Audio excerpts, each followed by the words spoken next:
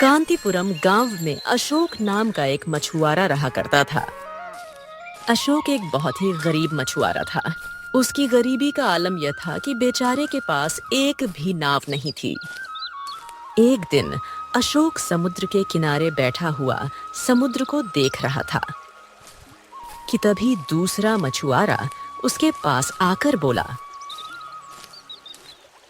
अरे ओ अशोक, ये तुम समुद्र के पास ना बैठा करो भाई। तुमसे कितनी बार कहा है कि तुम मछुआरे के नाम पे कलंक हो, कलंक। समझ में नहीं आता है क्या? हे मेरे भाई, अगर हमारे पास नाव नहीं है तो इसमें हमारी क्या गलती है? अरे गलती तो तुम्हारी ही है ना। तुम्हारे पिता के पास तो अच्छी खासी बड़ी नाव थी।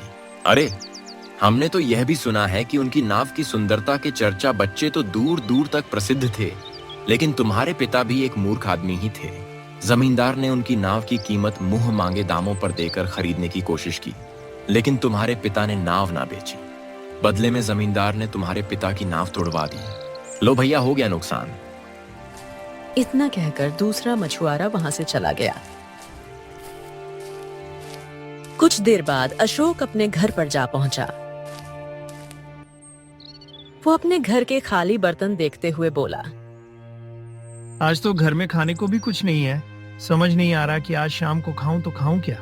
अरे भूख से मरा जा रहा हूं।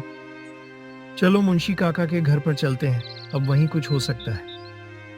इतना कहकर अशोक मुंशी काका के घर पर चला गया।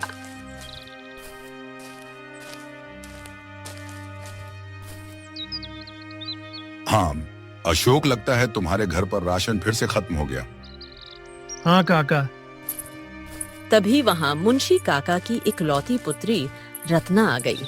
उसके हाथ में एक भोजन की थाली थी। मैं जानती थी अशोक कि तुम्हारे घर पर कुछ भी नहीं है।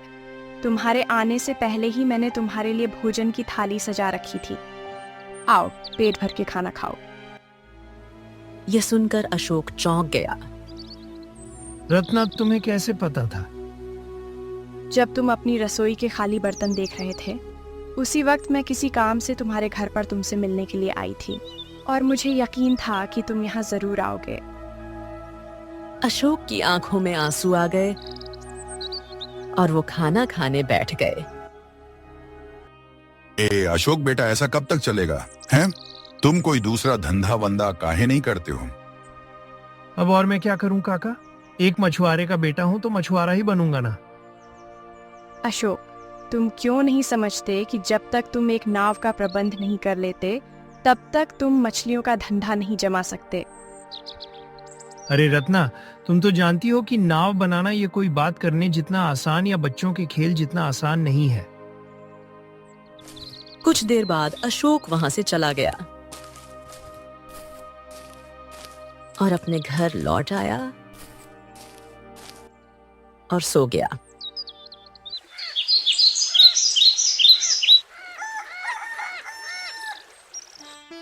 अगली सुबह जब अशोक सोकर उठा तो वो अपने आप से बोला, अरे अब तो मुझे मुंशी काका के घर पर भी खाना खाते हुए शर्म आने लगी है। मैं जानता हूँ कि वो हमारे पड़ोसी हैं, लेकिन कब तक मैं उन पर ऐसे ही बोझ बनता रहूंगा? नहीं नहीं नहीं, आज तो मैं मछलियों का इंतजाम करके ही रहूंगा। भले ही मेरे पास नाव ना हो तो क्या हो गया, हमारे पास जाल तो है ना। इतना कहकर अशोक अपना फटा हुआ जाल लेकर समुद्र के किनारे चला गया। अशोक का फटा हुआ जाल देखकर वहां के मछुआरे उसका मजाक उड़ाने लगे। ये तो हम मछुआरों की प्रजाति ही बदनाम कर रहा है। अरे भाई, बिना नाव और बिना जाल के कौन मछली पकड़ता है? अशोक गुस्से से उन दोनों मछुआरों की ओर देखकर बोला, अरे अगर मेरा जाल तुम लोगों को इतना ही बुरा लग रहा है तो तुम हमारे लिए कोई दूसरे जाल का इंतजाम काहे नहीं कर देते हो? बोलो। अरे हम काहे करें तुम्हारे लिए जाल का इंतजाम? अरे तुझ जैसे कलंकी पर हम अपना 1 रुपया ना खर्च करें। बात करता है। हाँ, तो फिर अपना मुंह चलाना भी बंद करो कि मैं मछुआरों की प्रजाति को बदनाम कर रहा हूँ। एक तो वैसे भी परेशान हूँ और ऊपर से तुम लोग और परेशान कर रहे हो। अशोक की बात सुनकर दोनों मछुआरे एक दूसरे की ओर देखने लगे। हाँ चल भाई, चलते हैं। हम दोनों ने तो मछलियां पकड़ ही ली हैं। अब ये तो यहाँ शाम तक बैठा रहेगा, क्योंकि फटे हुए जाल में तो कोनो मछली ना फंसती। और ऊपर से इस मनहूस की शक्ल देखने से तो अच्छा है कि हम लोग अपने अपने घरों पर अपने अपनी पत्नियों के हाथ का बना हुआ स्वादिष्ट भोजन खाएं। चल चल चल। इतना कहकर दोनों मछुआरे वहां से चले गए। अशोक ने ईश्वर का नाम लेकर अपना जाल समंदर में फेंक दिया। कुछ देर बाद अशोक का जाल भारी हो गया।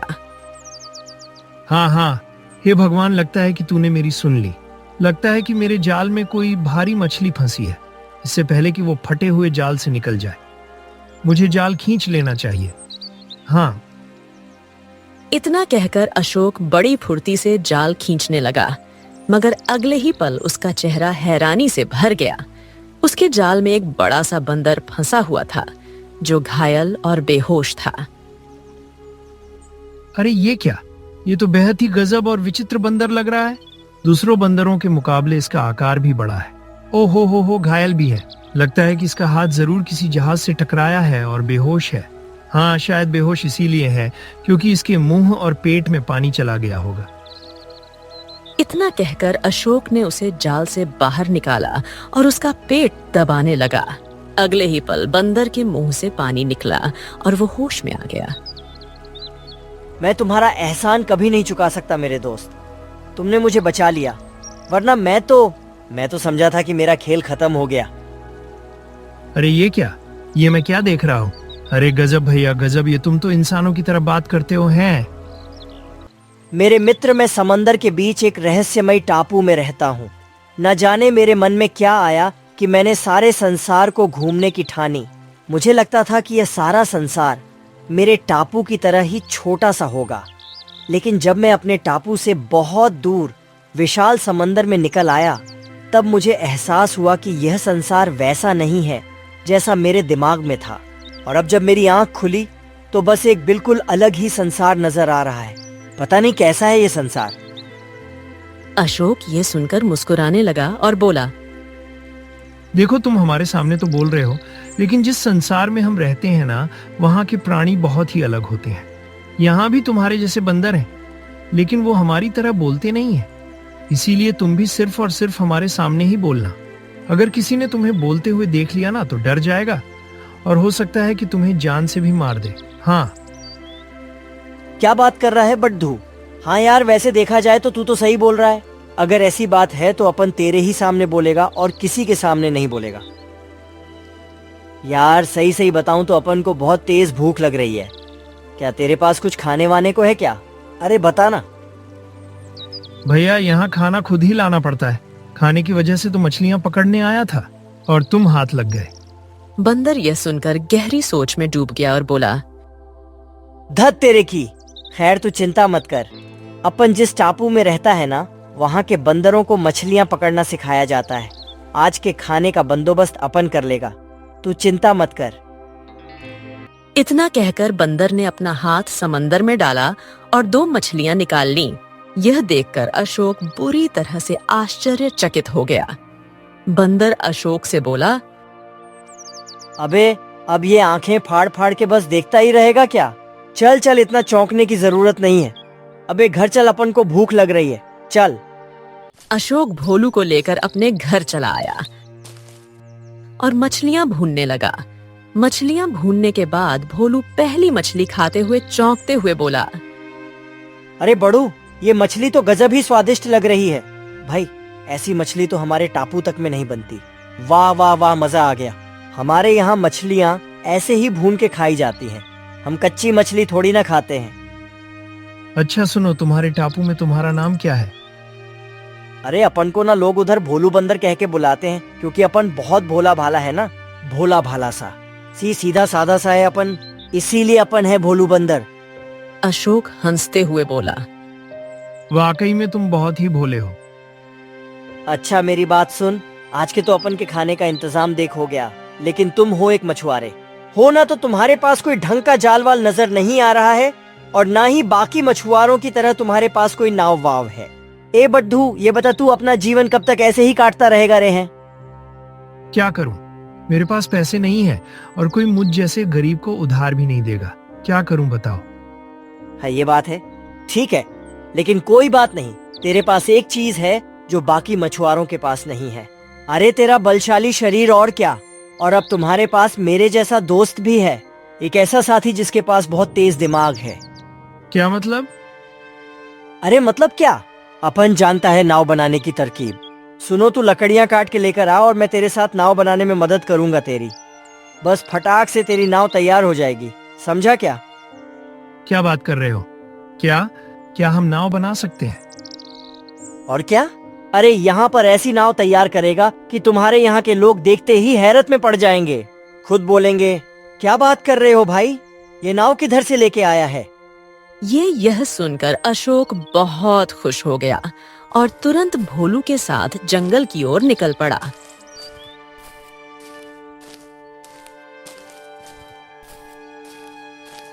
जंगल में पहुंचकर भोलू बंदर इधर उधर देखने लगा और फिर एक पेड़ की ओर इशारा करते हुए बोला, ये देखो, ये साल का पेड़ है, इसकी लकड़ी बड़ी मजबूत होती है और नाव बनाने के लिए सबसे बढ़िया भी है। एक काम करो, तुम इसकी मोटी टहनी को काटो। अशोक ने भोलू के निर्देश पर पेड़ की मोटी शाखाएं काटनी शुरू की। भोलू एक ओर खड़ा होकर बार बार दिशा देता जा रहा था। अबे भाई, उस टहनी को थोड़ा नीचे से काटो यार। हाँ हाँ, वही वही। अब उसे जमीन पर पटक दो ताकि उसमें से जो कीड़े मकोड़े हैं ना, वो सब निकल जाए। और हाँ, जो लकड़ी तुम्हें खोखली लगे उसे अलग कर देना, ठीक है? अशोक पसीने से लथपथ था, लेकिन भोलू के निर्देशों पर मेहनत करता जा रहा था। कुछ देर बाद भोलू ने कहा, हाँ तो चल बड़ू, इन लकड़ियों को उठाकर अपने घर के पिछवाड़े पर रख लेते हैं। कल सुबह से अपन नाव बनाना शुरू करेंगे, ठीक है ना? हाँ हाँ, समझ गया भोलू। चलो मैं सारी लकड़ियां उठा लेता हूँ।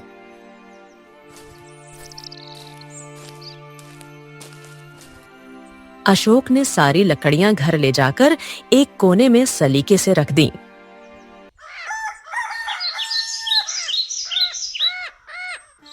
अगली सुबह भोलू ने पेड़ों की छाल निकालने और लकड़ी को घिसने का काम शुरू कराया। उसने अशोक से कुछ पत्थर भी इकट्ठे करवाए जिनसे लकड़ी को घिसा जा सके। अशोक पूरी लगन से भोलू के कहे अनुसार काम करता रहा।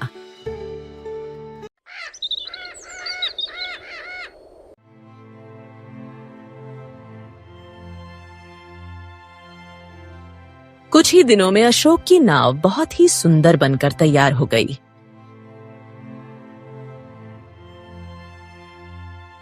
हाँ, अरे भोलू, तुमने तो बहुत ही सुंदर नाव बनाकर तैयार कर दी। हाँ, अपन ने थोड़ी तुमने तैयार की है तुमने। अरे मैंने तो तुमको सिर्फ बताया है कि नाव बनाते कैसे हैं। अरे बिद्दू, सारी मेहनत तेरी है, तेरी। उसी समय वहां रत्ना आ गई और जैसे ही उसने नाव देखी, बुरी तरह चौंक उठी।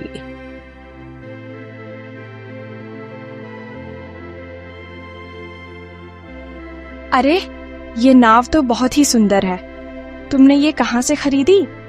खरीदी नहीं, बल्कि अशोक ने बनाई है। भोलू के मुंह से इंसानी आवाज सुनकर रत्ना बुरी तरह डर गई और अशोक की ओर देखने लगी।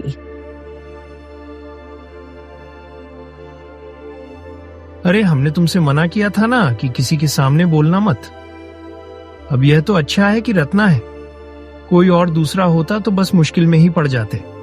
फिर इतना कहकर अशोक ने रत्ना को सारी घटना बताई और फिर कहा, हाँ तो अब ये मेरा साथी है, मतलब मेरा दोस्त भोलू, बहुत ही अच्छा है।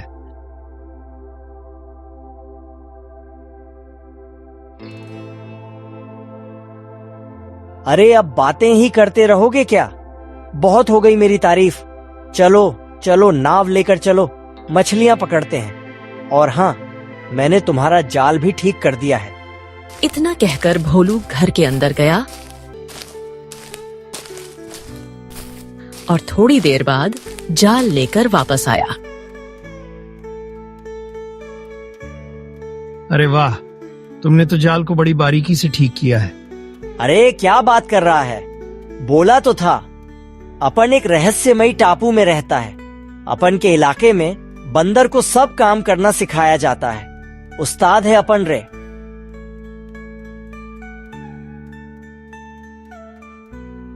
अशोक मुस्कुराया और फिर भोलू और रत्ना को लेकर सीधा समुद्र के किनारे पहुंच गया।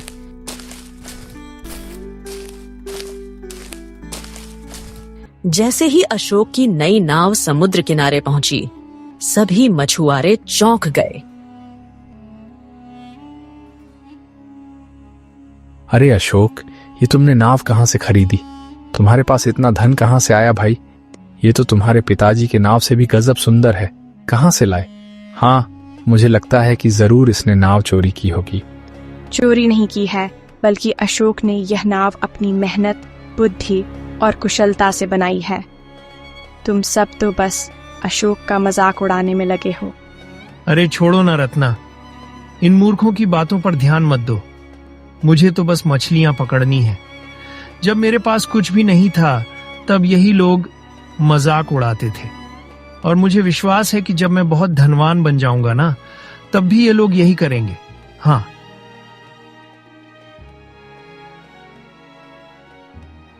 इतना कहकर अशोक ने जाल फेंका और कुछ ही देर में जाल मछलियों से भर गया।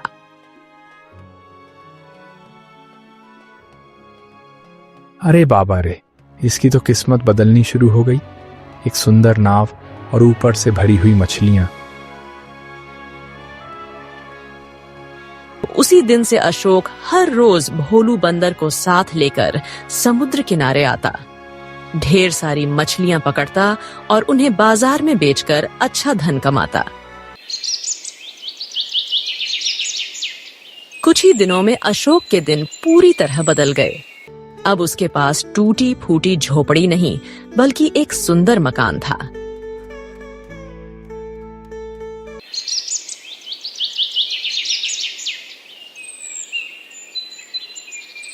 एक दिन अशोक अपने मित्र भोलू बंदर से बोला, ये सब कुछ तेरे ही वजह से हुआ है भोलू, मेरे दोस्त, मेरे भोला बंदर। अब देखो, हम भी तुम्हारे जैसा बात करने लगे हैं। सही कहें, तुमसे मिलने के बाद हमारी तो किस्मत ही बदल गई। अरे नहीं दोस्त, सब कुछ तुम्हारी मेहनत और लगन की वजह से हुआ है बीड़ू। अब तुम्हारे पास बहुत सारा धन है, तो अब तुम्हें अपने गांव के गरीबों की मदद भी करनी चाहिए। और वह क्यों करना चाहिए? अरे भैया, जब हम परेशान रहे तब तो किसी ने हमारी मदद ना करी। हाँ, अपन सब जानता है, लेकिन तुम तो मदद जरूर करो ना। इससे तुम्हारा मान सम्मान बढ़ेगा और गरीब लोग तुम्हारे पक्ष में हो जाएंगे। हाँ, ऐसे सोचो। भोलू की बात सुनकर अशोक ने उसी दिन से गरीबों की सहायता करना प्रारंभ कर दिया। यह बात गांव के मुखिया जमींदार को पसंद नहीं आई। जमींदार अपनी हवेली में बैठा था कि तभी वही दो जलने वाले मछुआरे वहां पहुंच गए। जमींदार, हमारे सामने अशोक एक गरीब मछुआरा था। उसके पास नाव तो बहुत दूर की बात है, जाल तक नहीं था, पर अब देखिए, उसके पास उसके पिता से भी सुंदर नाव है, और अब तो वह गरीबों की मदद भी कर रहा है। जमींदार, कुछ तो कीजिए। कहीं ऐसा ना हो कि आपकी जमींदारी आपके हाथों से निकल जाए और आप ऐसे ही बैठे रह जाएं। अरे तुम ऐसा क्यों कह रहे हो? अरे क्योंकि अशोक दिल खोलकर गरीबों की मदद कर रहा है और गांव के लोग उसका सम्मान करने लगे हैं। अगर सबका समर्थन उसे मिलने लगा ना, तो फिर आपको सम्मान कौन करेगा, बताइए भला। इतना कहकर दोनों मछुआरे वहां से चले गए। लेकिन जमींदार की आंखों में चिंता की लहरें दौड़ चुकी थीं।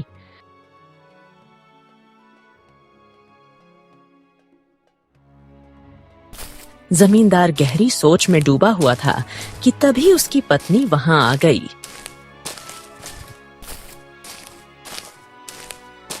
क्या सोच रहे हो?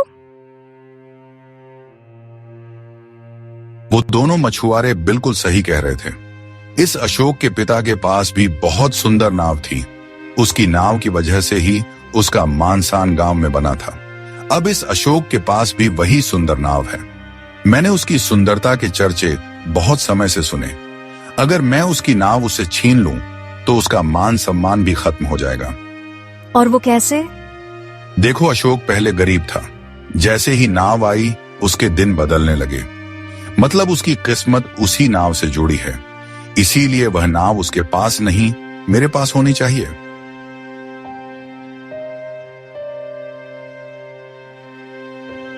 इतना कहकर जमींदार अपने 2 गुर्गों राका और बिल्ला को साथ लेकर समुद्र किनारे पहुंच गया, जहां अशोक अपने साथी भोलू बंदर के साथ था। जमींदार को देखकर अशोक चौंक गया।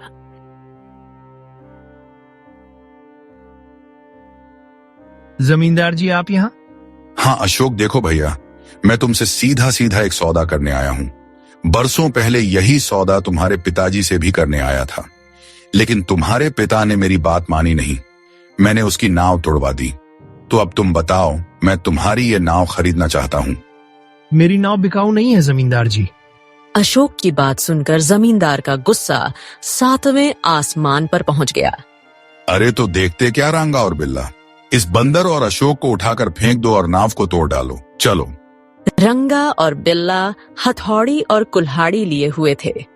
बाकी मछुआरे, खासकर वो 2 जो अशोक से जलते थे, वो सब एक साथ नाव पर टूट पड़े। हथौड़ियों की चोटें, कुल्हाड़ियों के बाल। कुछ ही देर में अशोक भी मेहनत की। वो सुंदर नाव चकनाचूर हो गई। बहुत गरीबों की मदद करता था ना तू? अब देख, मैं तुझे समुंदर किनारे मछली भी नहीं पकड़ने दूंगा। इतना कहकर जमींदार अपने दोनों गुर्गों के साथ वहां से चला गया। अशोक और भोलू टूटे हुए मन से टूटी नाव की ओर देखते रहे। फिर वो चुपचाप अपने घर लौट गए।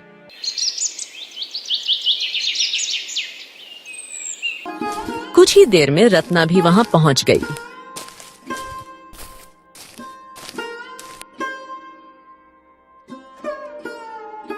अशोक, मुझे बहुत बुरा लगा जब सुना कि जमींदार और मछुआरों ने तुम्हारी नाव तोड़ डाले। इतना सुनते ही अशोक की आंखों से आंसू बहने लगे। रत्ना, हमारी मेहनत, हमारी नाव, सब कुछ खत्म हो गया। हार मत मानो अशोक, दूसरी नाव बनाओ। मैं तुम्हारी मदद करूंगी। तुम्हें हिम्मत नहीं हारनी चाहिए। अरे अपन भी तो अशोक से यही कहता है ना, नाव तोड़ दी तो क्या हो गया, मछली तो नहीं तोड़ी ना। अपन फिर से नाव बना लेंगे, इसमें कौन सी बड़ी बात है। और इस बार अपन और भी सुंदर बनाएंगे। भोलू की बातों से अशोक को फिर से साहस मिला। उसने अपने आंसू पोंछे और नई नाव बनाने में जुट गया।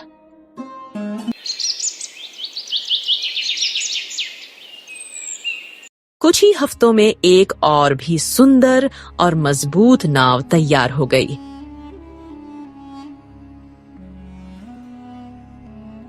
जब यह बात जमींदार को पता चली तो वो हैरान रह गया। अरे इतनी जल्दी अशोक ने फिर से नाव बना ली? हाँ, जरूर कोई गड़बड़ है। एक मछुआरा इतनी सुंदर नाव बना ही नहीं सकता। जमींदार ने राखा और बिल्ला को अशोक के घर की निगरानी में लगा दिया। राका और बिल्ला छिप कर देख रहे थे। तभी भोलू बंदर अपनी इंसानी आवाज में अशोक को कुछ समझा रहा था। अरे बिल्ला, यह बंदर तो बोल रहा है। हाँ, यही तो सारा खेल है। यह बंदर ही सिखा रहा है सब कुछ अशोक को। दोनों दौड़कर जमींदार के पास पहुंचे और सारी बात बता दी। जमींदार बुरी तरह से आग बबूला हो गया। वो तो ससुरा ये सारी की सारी फसाद की जड़ी बोलने वाला बंदर है।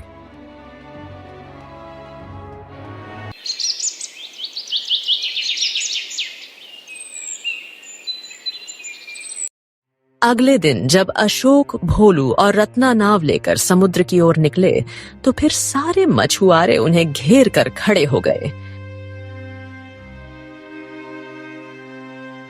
ए अशोक, आज तेरी नाव तोड़ दूंगा और इस ससुरे बंदर को भी मार डालूंगा। ए पकड़ो साले को। भोलू को चारों ओर से घेर लिया गया। राखा और बिल्ला डंडे लेकर उस पर टूट पड़े। भोलू बंदर बुरी तरह घायल हो गया। अशोक भी मारा जाने लगा। इतने में जिन गरीबों की मदद अशोक ने की थी वह सब वहां पहुंचे। अरे अशोक हमारा मसीहा है, हम उसे मरने नहीं देंगे। चलो भाइयों बचाओ। हाँ हो, चलो चलो। भीड़ ने जमींदार और उसके गुर्गों को पीछे हटने पर मजबूर कर दिया। भीड़ धक्का मुक्की कर रही थी कि अचानक जमींदार का पैर फिसल गया और वो सीधे समुद्र में गिर गया। अरे बचाओ, अब बचाओ बचाओ, अरे कोई बचाओ, अरे बचाओ बचाओ बचाओ। सब लोग चुप थे, मगर भोलू घायल होने के बावजूद उछलकर समुद्र में कूद पड़ा। भोलू ने जमींदार को खींचकर किनारे पर ला पटका। जमींदार कांपते हुए उसकी ओर देख रहा था। हमने तुम्हारे साथ कितना इतना बुरा किया, फिर भी तुमने हमें बचा लिया। हमारी दुनिया में ऐसा ही होता है, समझे जमींदार। इंसानियत सिर्फ इंसानों में नहीं, आपन लोगों में भी होती है। मैं आप सभी से माफी मांगता हूँ। मैंने बहुत बड़ी भूल कर दी। आज एक बंदर ने मुझे इंसानियत सिखा दी। आप सब मुझे माफ कर दो। आज से मेरी सारी जायदाद और जमींदारी सब अशोक की।